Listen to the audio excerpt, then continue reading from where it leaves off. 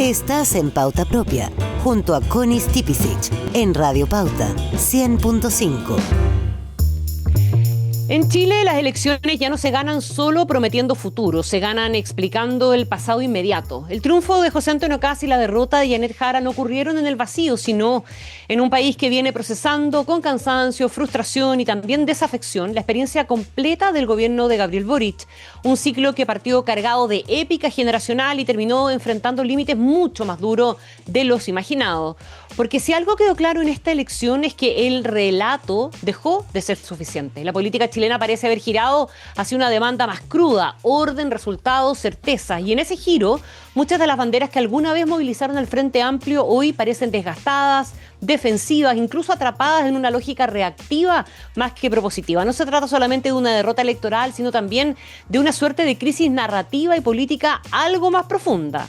Mientras la derecha gana con una narrativa de claridad, confrontación y promesas simples, el mundo progresista parece atrapado en un lenguaje que ya no conecta del todo con amplios sectores sociales. Como ha advertido Noam Titelman, el riesgo no es solo perder elecciones, sino caer en una tentación todavía más peligrosa: explicar las derrotas únicamente desde el miedo al adversario, el fachopobrismo, y no desde una autocrítica real sobre gestión, prioridades y vínculo con la ciudadanía. Para conversar acerca de esto nos acompaña justamente una de las que fuera las figuras visibles, más visibles en los comienzos del Frente Amplio, Noam Titelman, economista y actualmente investigador de la Universidad de Calgary, en Canadá, que ha participado activamente en el debate público, combinando el análisis con la reflexión y la mirada crítica, incluso desde adentro, sobre el proyecto Frente Amplista y el devenir del gobierno de Gabriel Boric. Noam, ¿cómo estás tú? Muy bienvenido a Pauta Propia. ¿Qué tal? Hola Connie, muchísimas gracias por la invitación. Noam, si miramos el gobierno de Boric con distancia y aprovechando que tú estás en Canadá, digamos, y que vienes tomando distancia desde hace un tiempo también, pero con bastante distancia, ¿cuál crees que fue el gran error político? ¿Diagnóstico, gestión, un relato que quedó atrás? ¿Qué sería para ti? Sí, yo creo que se ha ido construyendo un consenso de que fue un error haber desperdiciado básicamente los primeros meses de gobierno esperando el resultado de la Convención Constitucional. Ujú. Haber puesto todos los huevos digamos, en esa canasta fue una apuesta equivocada. Y entre otras cosas, no fue una sorpresa el resultado del 4 de septiembre. Yo creo que uno de los fenómenos extraños cuando miramos hacia atrás, que algunos lo tratan como una sorpresa, pero en realidad todas las encuestas llevaban meses diciendo que el proceso iba mal y que Sí. había más apoyo por el rechazo. Entonces no era impredecible lo que había ocurrido. Y una de las manifestaciones, yo diría, donde ese error se notó fuertemente fue la demora en incorporar decididamente, para decirlo de alguna manera, a socialismo democrático. Al Porque si bien socialismo. en un primer momento se le incorporó, por ejemplo, a Marcel en el Ministerio de Hacienda desde un comienzo, fue solo después del resultado del plebiscito que pareciera que se tomó en serio, digamos, la necesidad de incorporarlo. Y de hecho, si no solo la encuesta mostraba la derrota de la prueba en el plebiscito, si lo pensamos, la elección presidencial fue muy, o sea, de alguna manera predijo lo que Una señal de ocurriría después. alerta, Y al claro, porque menos una señal de alerta, en claro. la primera vuelta, finalmente Kast llega primero, y además digamos, al Frente Amplio con el PC en esa coalición en ese momento, le fue muy mal en las Mm. parlamentarias. No tenía ni siquiera el tercio defensivo, como le dicen. O sea, no tenía ni siquiera la capacidad de frenar reforma absoluta a la Constitución. Entonces yo creo que ese fue probablemente el primer error, digamos, que además significó que normalmente los gobiernos hacen sus principales reformas en esos primeros meses. Entonces todo lo que se intentó hacer después fue mucho más complicado, más difícil.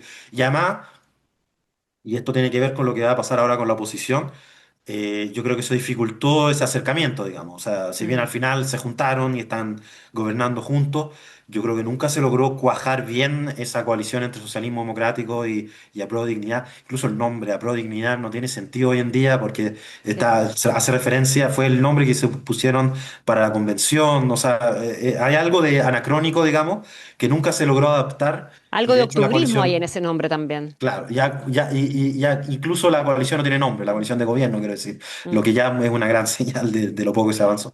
Noam, en tu análisis más reciente, después del reconocido la elección, hablaste de la desconexión con la ciudadanía, que es un temazo, ¿verdad? Y es lo que tiene haciendo o intentando hacer diagnósticos y autocrítica a varios. No digo a todos, debería ser a todos, pero es a alguno. ¿En qué momento se produjo esa grieta, dirías tú? ¿Y en qué momento dejó de ser una grieta coyuntural para pasar a ser un poquitito más estructural?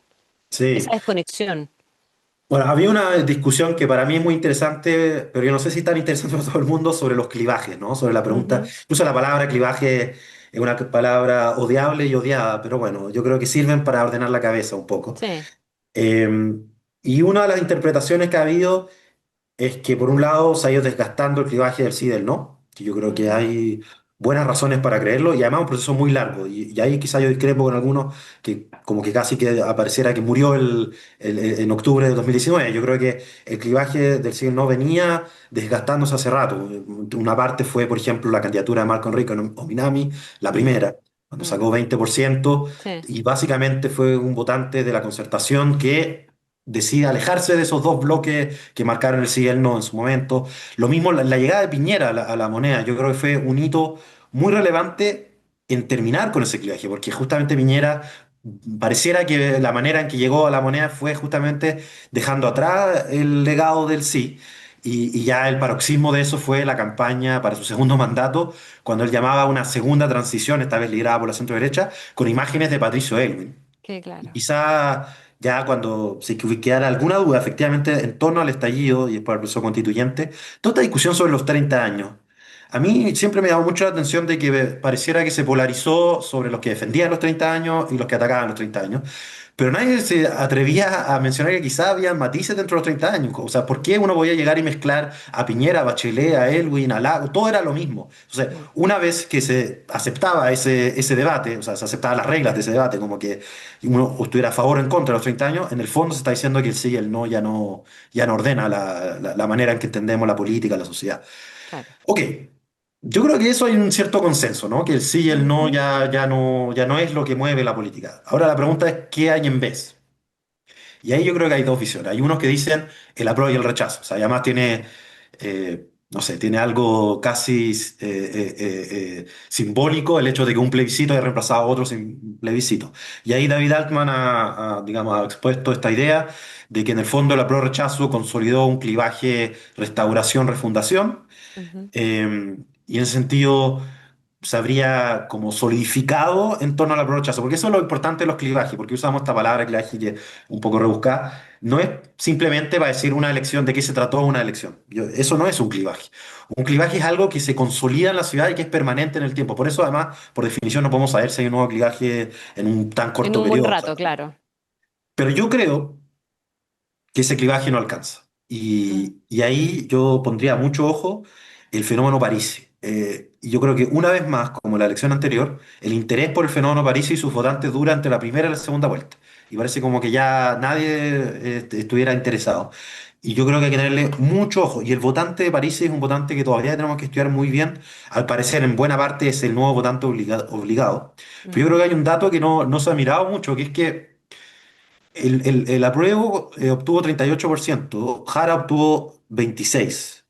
Ese 12% entre medio, si uno incluso considera a los otros candidatos que hubo, digamos, del centro para la izquierda, alcanza 8 puntos del Mm. apruebo, que aparentemente se fueron con París. O sea, París Claro. está logrando romper este clivaje, digamos, de apruebo-rechazo. O sea, ni siquiera se ha instalado claramente y ya hay alguien rompiéndolo. Entonces, yo creo que hay algo más complicado y que probablemente lo de París se refleja otra hebra, que no es ni refundación ni restauración, es esta clase media cabreada, Que quiere esta que le clase. toque, que etcétera. Exacto, que ahí por eso ocupé este término de facho-podrismo, sobre todo, porque me parece que es una clase media que además tiene un repudio a este discurso medio moralista, ya sea de izquierda o de derecha.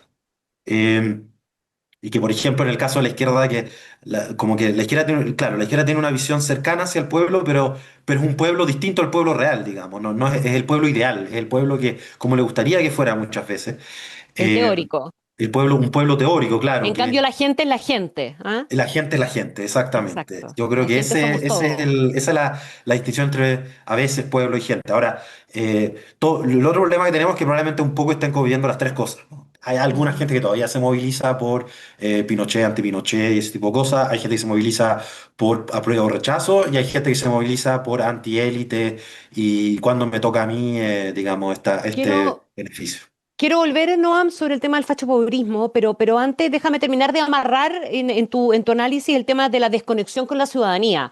Porque describiste todo el proceso del cambio de los clivajes, pero ¿de qué manera eso terminó hablando? Nos ayuda a explicar la desconexión con la ciudadanía, particularmente del Frente Amplio y del mundo del gobierno actual, del gobierno saliente, digamos. Bueno, hay dos niveles de eso, porque yo creo que el primer nivel, los partidos, si para algo se supone que sirven, es justamente para generar esa conexión entre representantes y representados. Y cuando los partidos fallan, claro, los gobiernos pueden intentar subsidiar eso, pero no alcanza. Y hay un problema de fondo que es que los partidos en Chile llevan 30 años de lenta erosión, digamos, de desconexión con la sociedad.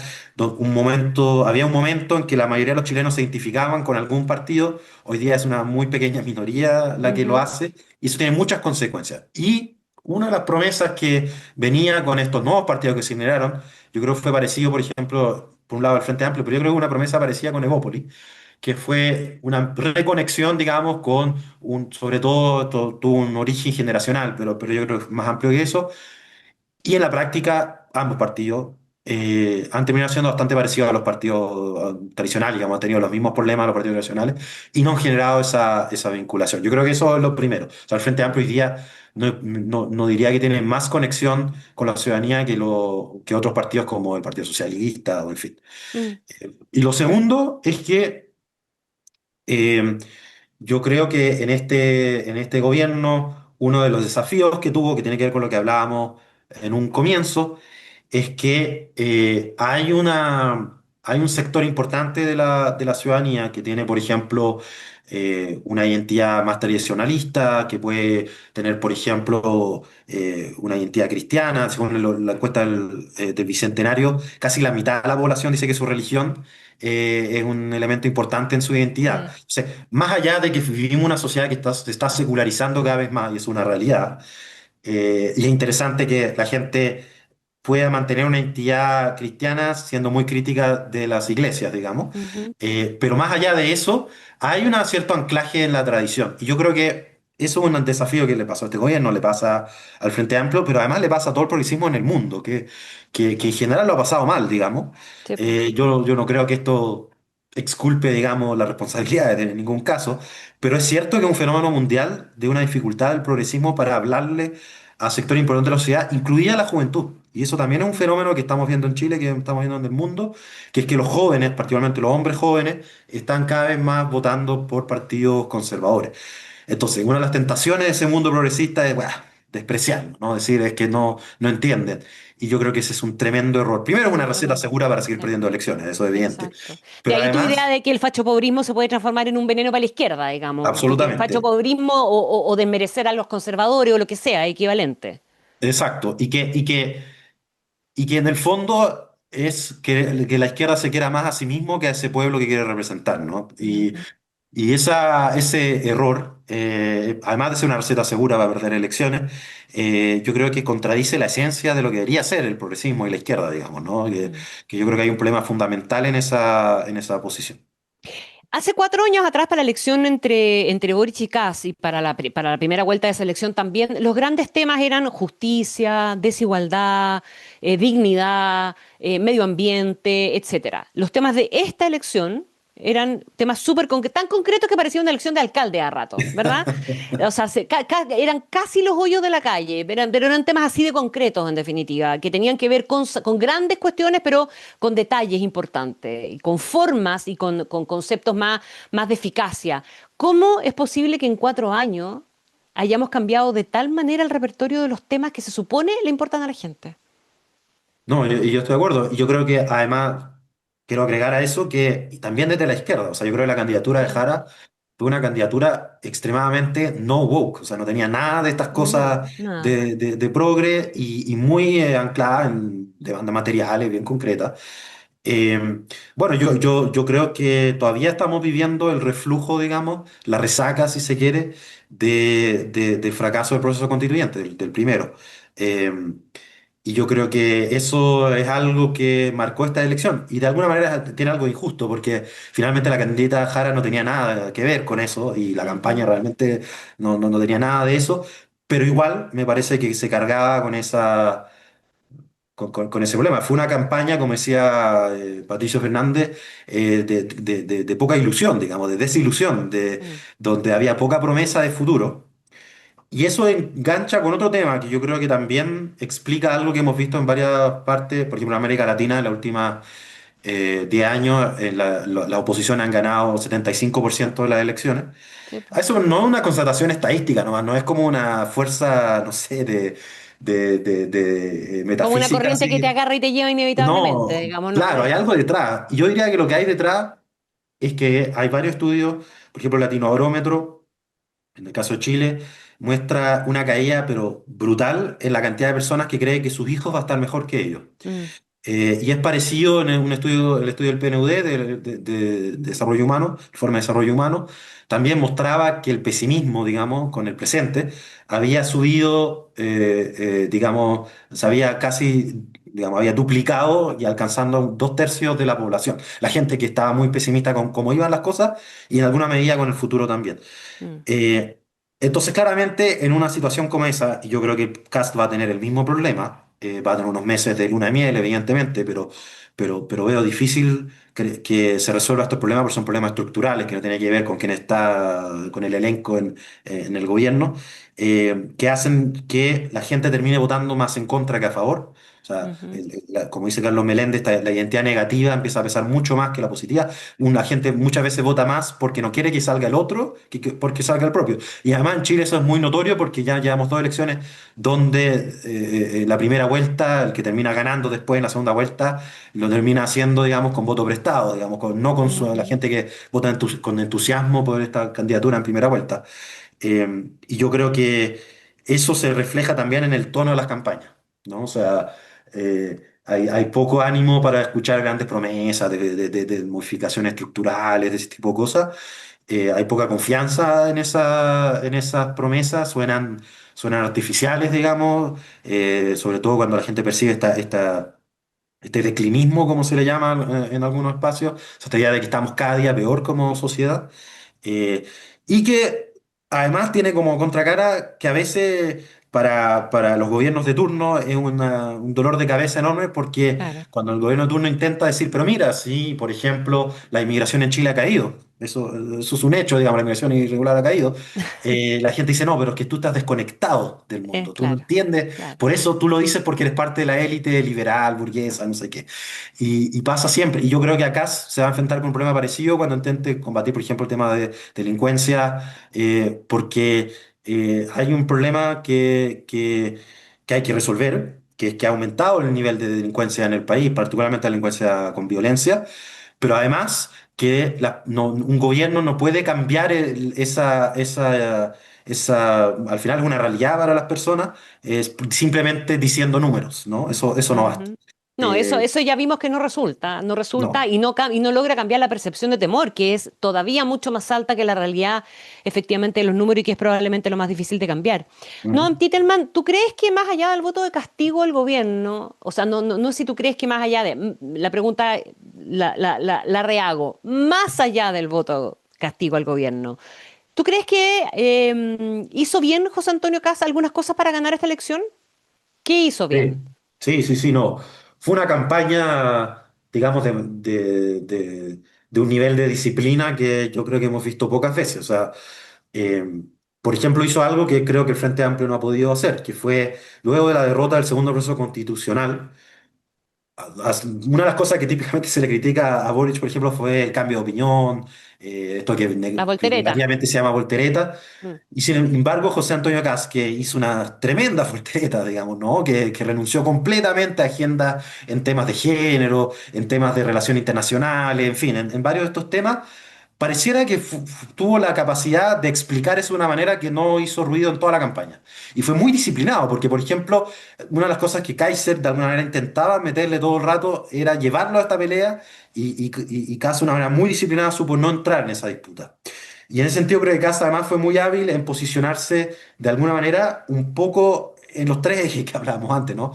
eh, no podía sacarse la chapa de haber apoyado el sí, entonces no, ni siquiera lo intentó, No, ni lo pero tampoco intentó. se metió demasiado en ese tema, ¿no? Una de las paradojas de todo esto fue que al final Matei terminó hablando mucho más de este tema Mm. que los otros candidatos. Eh, y por otro lado, logró ingresar con fuerza en el tema del rechazo. Además, él tenía ahí una gran ventaja, que es que él había estado ahí por el rechazo desde el comienzo, ¿no? A diferencia eh, de básicamente casi toda la política chilena. Yo recuerdo en particular cuando en la época del estallido él convocó una marcha de los chalecos amarillos para protestar con el estallido, cuando llegaron, pero fue realmente triste, llegaron, no sé, 30 personas, y fue bastante triste, pero él estuvo ahí, digamos, del primer día defendiendo esa posición. Entonces tenía una cierta legitimidad para pararse como el vocero del rechazo. Y lo tercero, y yo creo que no hay que subestimar esto, sobre todo para la segunda vuelta, es que tuvo esta capacidad de ser en alguna medida el anti-establishment, en alguna medida el que viene desde afuera, ¿no? No, yo creo que de nuevo, Sin serlo. sí, sin serlo realmente, ¿no? Porque viene del mundo de una experiencia en la Cámara de Diputados y de la UDI y todo lo demás, que fue el error o el segundo error, yo diría además, de la candidatura de Matei, que parecía todo el rato hablar de esta idea de que tenía equipo y experiencia, que también es una manera de decir somos los mismos de siempre, Somos los ¿no? mismos de siempre, claro, claro. Que creo que es un suicidio en el ambiente electoral actual, y Kast no necesitaba hacer eso o sabía bien que no era la manera, digamos, de ganar el electorado.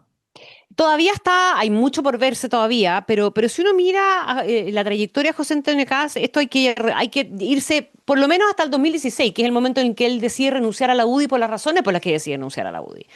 Pues la idea de que no están haciendo las cosas que hay que hacer y solamente están preocupados de ser un partido grande, en definitiva, y convocando a cualquier persona. ¿Te acuerdas de la crítica que él levantó en su momento? Y aquí hay que salir a las peleas por los temas que realmente importan a la derecha, etcétera, etcétera. Y fue Ujú. construyendo un camino y logra llegar finalmente a este triunfo en segunda vuelta. ¿Hay algo que debiera aprender del progresismo de una trayectoria como esta para volver a ser competitivo? Sin renunciar a la Sí, identidad, porque Kass no renuncia a su identidad. sí. No, yo creo que eso es un punto crucial y es una pregunta que están teniendo los progresismos en todo el mundo a raíz de, Mm. por un lado, sus malos resultados y el crecimiento. No quiero entrar por la enésima vez a la discusión si es derecha radical o ultraderecha Sí, de o esas acuerdo. definiciones, aunque debo decir entre paréntesis que uno de los desafíos que va a tener José Antonio Caz es que quizás en Chile eso es un debate pero fuera de Chile, yo Le mirado la van a prensa decir internacional, ultraderecha todo el tiempo. no hay ninguna duda, digamos. Así es como lo tratan en los medios internacionales. En Sí. parte por sus declaraciones sobre Pinochet, en Mm. parte porque si la gente con la que tú te juntas cuando viajas por el mundo son Vox, Meloni, Milei, Bukele. Bukele, en fin, o sea, es difícil decir que no es parte de eso. Ahora, en fin, es curioso el paralelo con el caso de Boric, porque lo mismo decían en la derecha de Boric en un momento. Entonces, un poco una discusión estéril. Yo creo que, vamos a ver, el discurso cuando asumió no era un discurso ultraderecha. Yo creo que todos podrán estar de acuerdo en Ujú. eso. Si ese realmente va a ser su gobierno, entonces no va a ser un gobierno de ultraderecha. Pero, en fin, yo creo que el punto principal de aprender de lo que ha hecho Kast es interesante, porque yo creo que es una pregunta que se está haciendo en el próximo. Y una de las apuestas que han hecho algunos sectores del progresismo de la izquierda, pero también de la centro derecha, es que a lo mejor hay que aceptar que esta es la nueva realidad, ¿no? Mm. Así es como se ganan elecciones y hay que ser parecido a estos sectores de derecha más dura o como quiera llamársele. Y la verdad es que casi siempre cuando la cancha se juega así, termina ganando la derecha más dura. Como decía muchos años atrás Marine Le Pen, cuando había logrado que la centro derecha empezara a hablar de la inmigración como él hablaba, ganamos esta pelea porque al final la gente prefiere el original a la copia. Exacto. Entonces, eso es un riesgo bien importante. Y yo le Ujú. sumaría otro elemento, porque estas nuevas derechas radicales, que no necesariamente son iguales a las derechas radicales que hemos visto antes, y yo diría que no es el caso de José Antonio Cast, y ahí es bastante distinto a estas ultraderechas, pero sí yo creo que el caso de Kaiser, por ejemplo, Mm. es lo que muchos llaman la política de la crueldad, que es esta puesta en escena, ¿no? Mm. Esta idea, por ejemplo, que ha hecho Trump mucho, pero también Bukele en alguna manera, que más allá de la política concreta, si uno puede tener una política muy cerrada contra la inmigración, y que además en muchas partes la tiene la izquierda o la derecha, pero que es una cosa fría, práctica, o uno puede hacer un espectáculo de eso, ¿no? Ujú. Con video, o sea, en el caso de Estados Unidos, hacen reels con música como divertida y memes mientras están expulsando inmigrantes del país, ¿no? Que es una manera de, más allá de los resultados que se tenga o no, demostrar que uno está del lado de del lado correcto de la fuerza, digamos, ¿no? Ese sería, creo que sería un tremendo error creer que hay Mm, que imitar ese sí. lado, digamos, de la derecha radical. En cambio, el otro lado, que es que en este tiempo, si hay algo que la gente valora en tiempos de incerteza, es justamente cuando hay alguna voz que presente cierta claridad, cierta certeza, Claro. cierta, incluso firmeza en posiciones. Y yo creo que una de las cosas que faltó en la campaña para estas presidenciales es que yo nunca vi cuál era el tema que la izquierda estaba dispuesta a defender, aunque fuera impopular. No es necesario que sean todos los temas, y evidentemente en muchos temas hay que estar dispuesto a renunciar a la ideología y a la identidad para escuchar lo que está pidiendo la Sí, pero ciudadanía. dime uno claro. Yo Claro, pero tampoco dime pretendo una tampoco cosa, ser. ¿no? Un tema que es intransable para que la Sí. gente te pueda ubicar, porque también si no, la gente termina aburriéndose de los políticos que son como una veleta que va siguiendo, digamos, el rating del último momento. Noam Titelman, un millón de gracias por conversar con Pauta Propia hoy día. Noam, economista, investigador de la Universidad de Calgary, un abrazo súper grande y espero verte más seguido, ¿no? Muchas gracias, feliz Gracias. de haber podido conversar.